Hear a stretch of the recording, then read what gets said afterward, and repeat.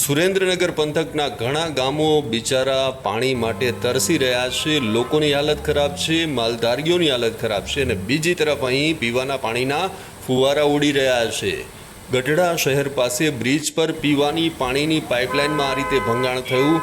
ભંગાણ એટલું બધું વધારે હતું, પાણીનું પ્રેશર એટલું બધું હતું કે હવામાં કેટલાય ફૂટ સુધી આ ફુવારા ઉડતા જોવા મળ્યા। અહીંથી જે પણ લોકો પસાર થઈ રહ્યા હતા તેઓને ભીંજાવા સિવાય બીજો કોઈ રસ્તો ન હતો। જો વાહન ખરાબ હોય તો વાહન પણ અહીં ધોવાઈ જાય તેવી સ્થિતિ જોવા મળી રહી હતી।